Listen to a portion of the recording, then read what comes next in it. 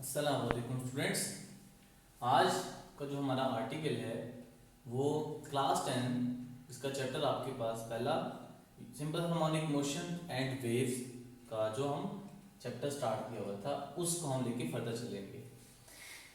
Article name बेटा आपके पास है डैम्प्ड ऑसिलेशन का। तो बेटा अगर आप इस नाम के ऊपर देखें तो ये दो वर्ड्स आपके पास हैं, डैम्प्ड और आपके पास जो सेकंड वर्ड है वो है ऑसिलेशन का। तो बेटा अगर आप इस चैप्टर के स्टार्ट में देखें तो वो सिंपल हार्मोनिक मोशन था, हम उसको डिस्कस कर रहे थे। तो देखिए यहाँ पे जो ऑसिलेशन आपके पास है ये बेसिकली मोशन की ही एक टाइप है और हम जो इसको डिस्कस करते हैं वो रिलेट करते हैं किसके साथ, वाइब्रेटरी मोशन के साथ। तो ऑसिलेशन और वाइब्रेटरी मोशन क्या होती है, जब आप किसी भी बॉडी को एक मेन पोजीशन की corresponding to and fro motion करवाएं तो उसको कहा जाता है, क्या कहलाता है, ऑसिलेशन, या फिर आपको कहा जाता है इसको क्या कहते हैं, वाइब्रेटरी मोशन का। So vibratory motion is to and fro motion around a fixed position is known as oscillation और वाइब्रेटरी मोशन। बेटा जब भी हम फिजिक्स में बात करते हैं तो अगर हम आइडियल सिचुएशन की बात करें तो आइडियल सिचुएशन में हम फ्रिक्शनल फोर्स को भी निग्लेक्ट करते हैं और एयर रेजिस्टेंस को भी निग्लेक्ट करते हैं। तो उस केस में हम कहते हैं कि there is no frictional force, no air resistance, तो आपकी जो मोशन का जो एम्पलीट्यूड है वो आपके पास क्या रहता है, कांस्टेंट रहता है। लेकिन अगर हम प्रैक्टिकली बात करें तो यहां पे हम आइडियल चीज को हम ले ही नहीं सकते, कंसिडरेशन हम ले ही नहीं सकते। प्रैक्टिकली आइडियल सिचुएशन पॉसिबल ही नहीं है क्योंकि एयर रेजिस्टेंस भी है और फ्रिक्शनल फोर्स भी है। तो अगर आप उस फ्रिक्शनल फोर्स को भी इंक्लूड करें, एयर रेजिस्टेंस को भी इंक्लूड करें, तो उस टाइम पे आपकी जो ऑसिलेशन है वो थोड़ी देर बाद क्या हो जाएगी, रुक जाएगी। इस तरह फुटबॉल को आप अगर फॉर एग्जांपल आप उसको हिट करते हैं तो थोड़ी देर बाद वो क्या हो जाता है, रुक जाता है। इसी तरह अगर आप एक पेंडुलम कंसीडर कर ले और पेंडुलम को अगर आप एक्सट्रीम पोजीशन से छोड़ दें तो ये टू एंड फ्रो मोशन करता रहेगा और आखिर में क्या हो जाएगा, रुक जाएगा। तो इन सारे मोशन के कम होने की वजूहात क्या है, वजह क्या है कि ये मोशन क्यों रुक जाती है, due to the frictional force या फिर ड्यू टू एयर रेजिस्टेंस।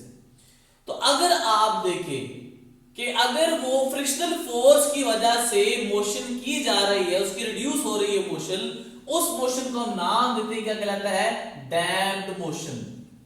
कि अगर आप किसी भी डैम्पिंग फोर्स के जरिए से उसकी बॉडी की मोशन को रिड्यूस करेंगे तो हम कहेंगे कि वो क्या कर रहा है, डैम्प्ड और आपके पास मोशन किए जा रहा है।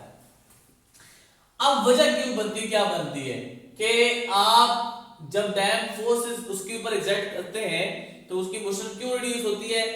लेट्स से आपने क्या किया है, एक पेंडुलम को एक्सट्रीम पॉइंट पे ले गए तो इस टाइम जो उसकी एनर्जी है, जो कि मैकेनिकल एनर्जी है, वो बहुत ज्यादा है, मैक्सिमम है।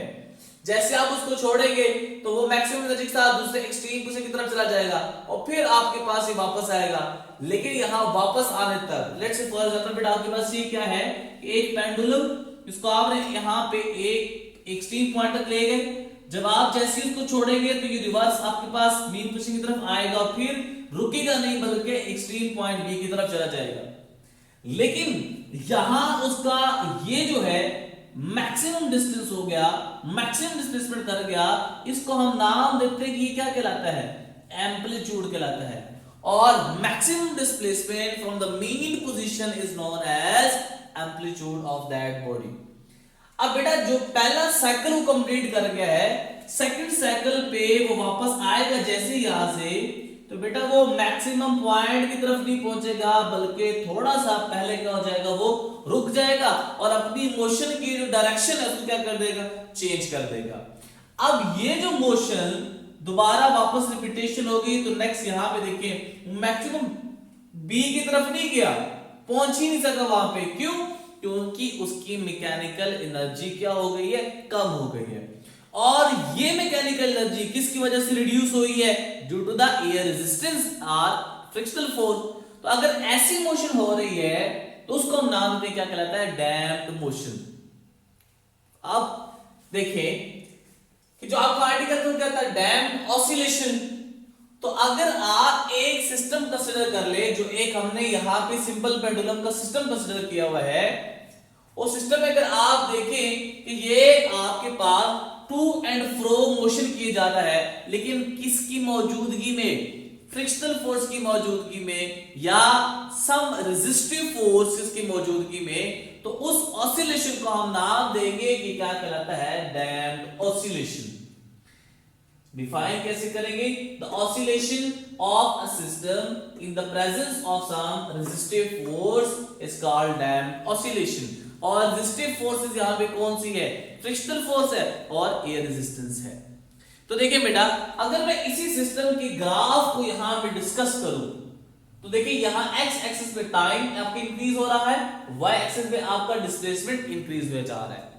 तो पहले एक्सट्रीम पॉइंट ए की तरफ जब ये गया है, उस टाइम उसका एम्पलीट्यूड क्या था? यहाँ पे मैक्सिमम था। मैं इसको नाम दे दूं, ये क्या है बेटा आपके पास? ए, और ए इंडिकेट कर रहा है किसको? एम्पलीट्यूड को। यहां देखिए कि मीन पोजीशन से अगर आप इसका डिस्प्लेसमेंट देखें तो ये क्या है? मैक्सिमम है। जब वो दोबारा यहां पे आता है, इस टाइम पे उसका एम्पलीट्यूड अगर आप देखें तो यहां भी आपके पास एम्पलीट्यूड की वैल्यू क्या है? मैक्सिमम है। लेकिन अगले साइकिल में जब जाता है, तो अगर आप देखें, अगर ये एम्पलीट्यूड क्या बराबर है? 5 मीटर के बराबर है, तो अब ये एम्पलीट्यूड अगर आप देखें तो 5 मीटर से क्या है? लेस है।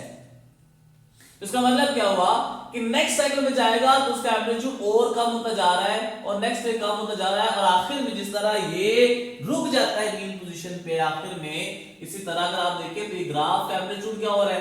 0 हो रहा है। तो अगर आप देखें कि जो डिस्प्लेसमेंट है वो टाइम के साथ साथ रिड्यूस होती जा रही है, तो हम इसको नाम देते हैं कि ये क्या कहलाता है? आपके पास डैम्प्ड ऑसिलेशन। और अगर आप इस एम्पलीट्यूड को कहेंगे तो ये एम्पलीट्यूड आपका कहलाएगा कि ये कौन सा है? Damped amplitude. ठीक है, डैम्प्ड एम्पलीट्यूड, यानी उसके ऊपर आपने रेजिस्टिव फोर्स एक्सर्ट करने के बाद जो उसका एम्पलीट्यूड क्या हो गया है? लेस हो गया, तो उसको हम नाम देंगे कि क्या कहलाएगा? डैम्प्ड एम्पलीट्यूड आपका ये हो जाएगा।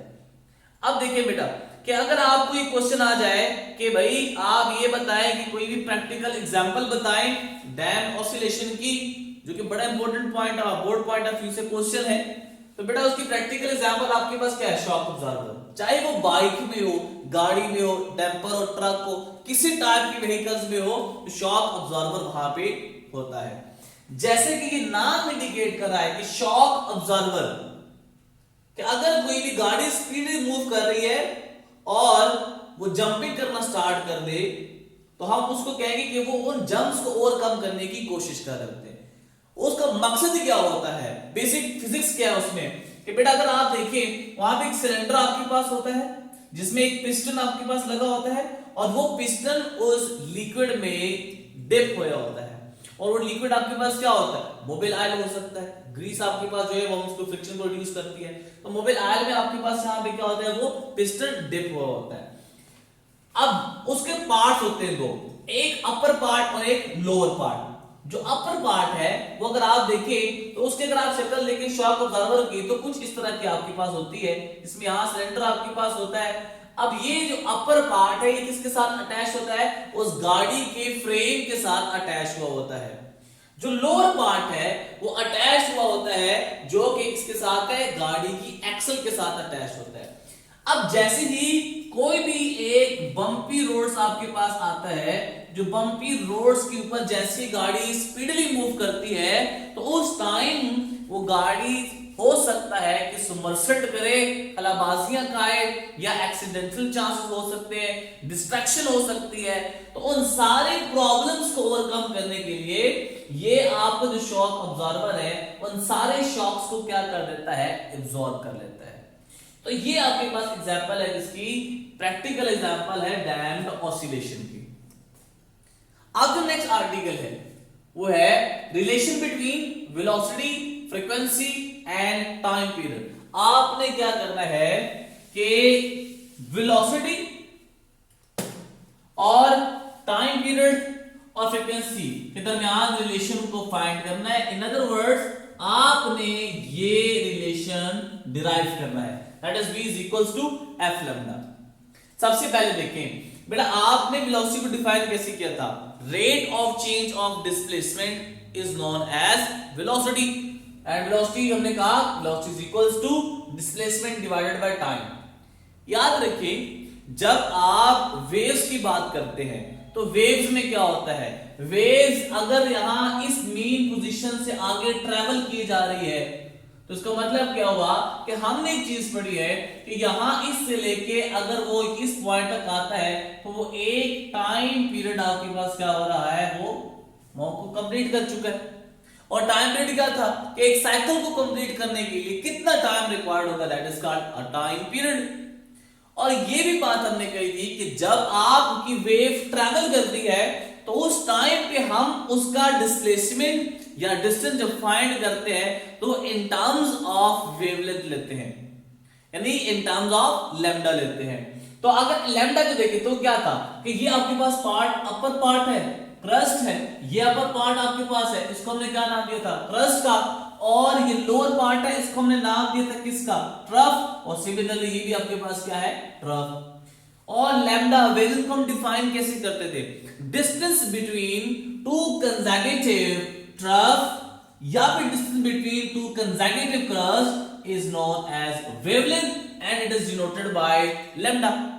तो अगर आप देखें तो टी आपके पास रिप्लेस हो जाएगा किससे, टाइम पीरियड से, और जो आपका जो डी है वो रिप्लेस हो जाएगा किससे, लैम्डा से। तो अगर आप इसको इस इक्वेशन में रिप्लेसमेंट करें तो ये बनेगा v is equals to lambda divided by t।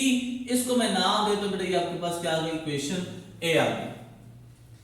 अब एक चीज हमने पढ़ी थी कि relation between capital T that is time period and frequency that is small f is, वो रिलेशन इन दोनों के दरमियान क्या था, वो था कि f is equals to 1 divided by t, ये आप लिखते थे। तो जरा देखिएगा आप कि अगर मैं क्या करता हूं कि इस जो इक्वेशन है f is equals to 1 divided by t, इसमें मैं रिप्लेसमेंट करता हूं जरा, तो देखिए बेटा रिप्लेसमेंट अगर मैं करूंगा तो क्या बनेगा, ये बनेगा कि v is equals to, बेटा इसको मैं लिखता हूं 1 divided by t multiply by lambda, ठीक है। अब अगर आप देखें ये जो 1 by t हमने लिखा हुआ है ये किसके बराबर है, फ्रीक्वेंसी के, तो ये बनेगा v is equals to f lambda।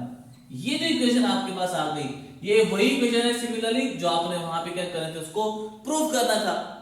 अब इसी इक्वेशन को हम नाम देते हैं कि ये क्या कहलाता है, वेव इक्वेशन।